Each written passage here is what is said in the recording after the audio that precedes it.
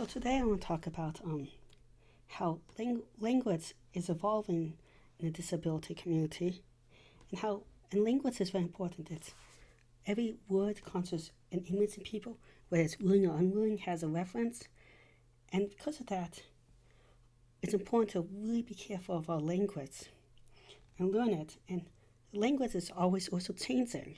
So these are some updates of all the terms that we've been phasing out, or that we want to phase out.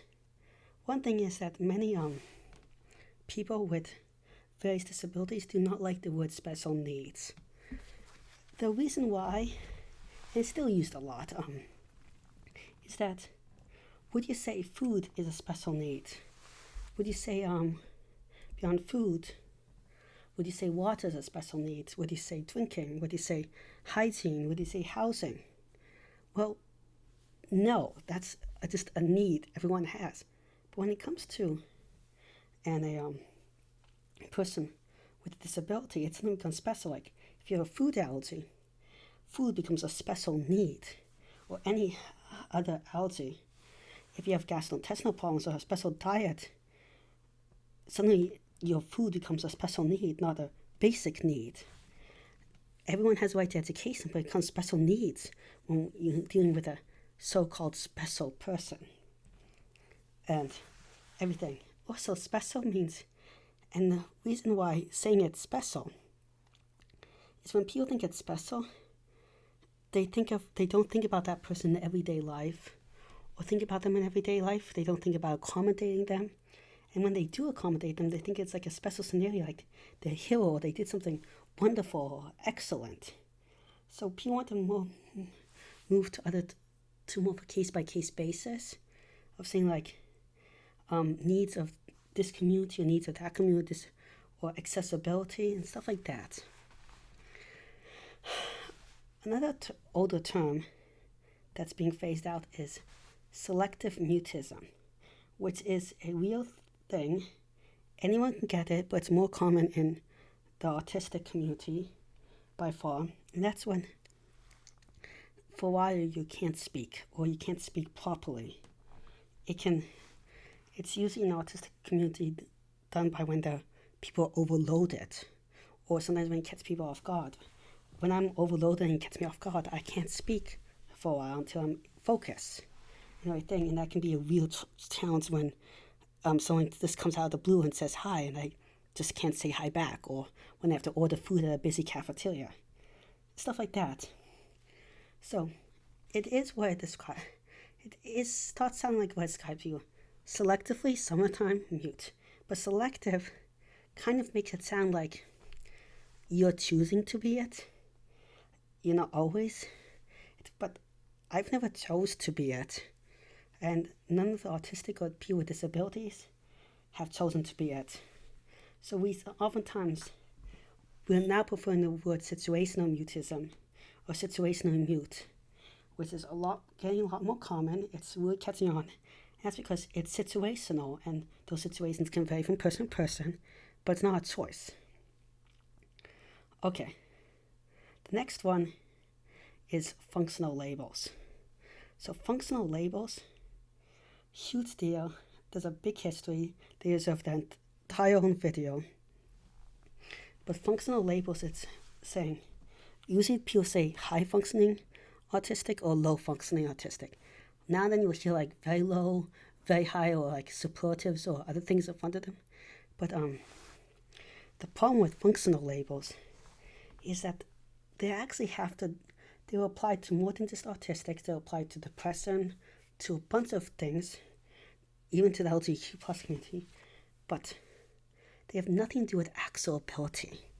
Let me explain. They were first developed to be based fully on intelligence, and they believe that more intelligent people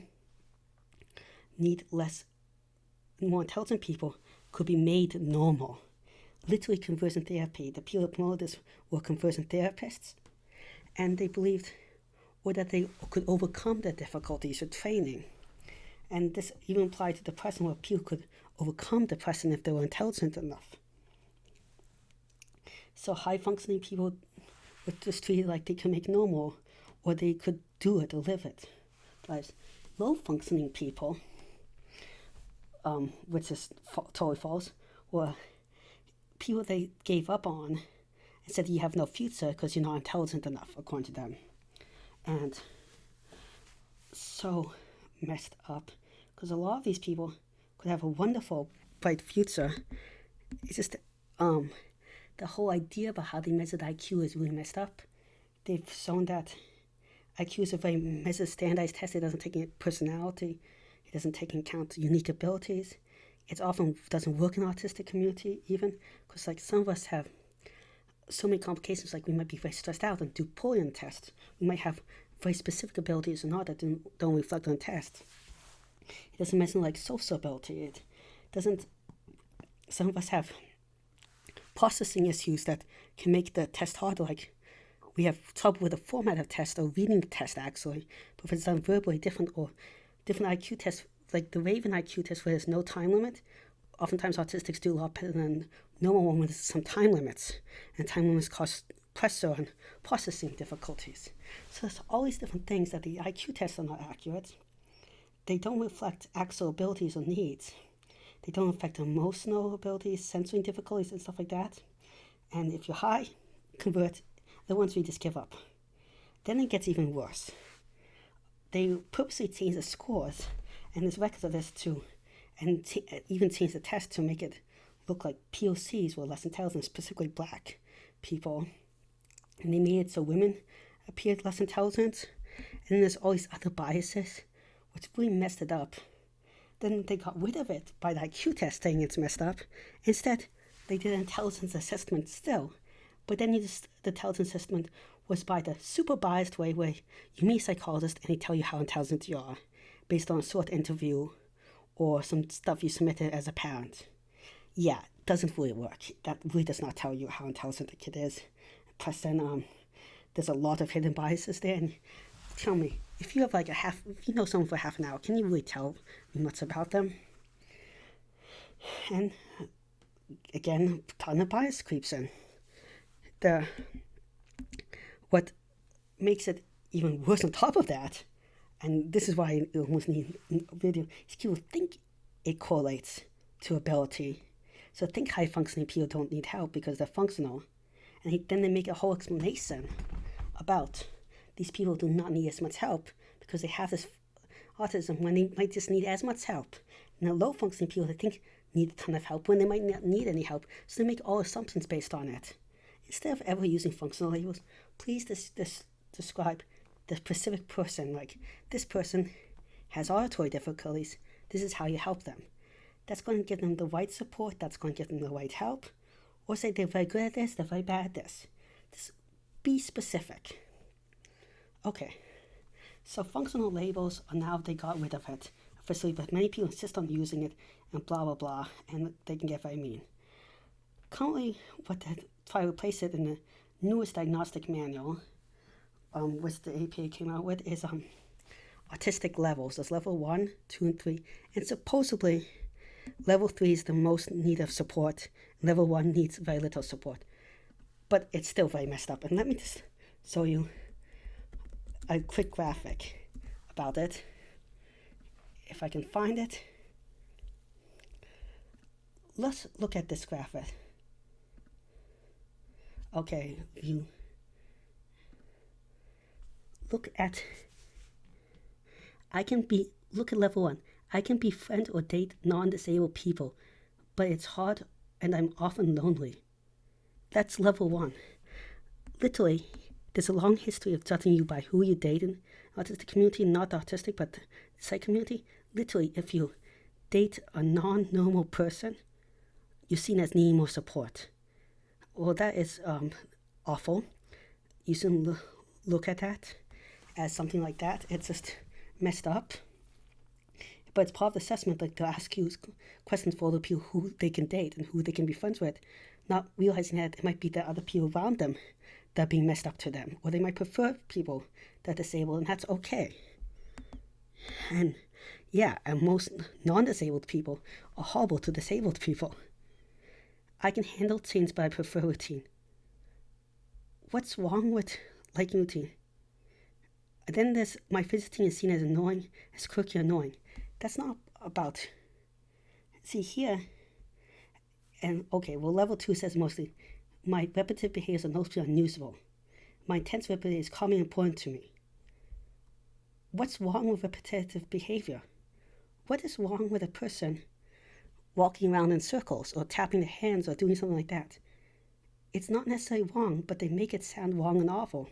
A lot of these behaviors can be completely harmless, but they make it out as someone that needs more support because it's all about turning someone normal.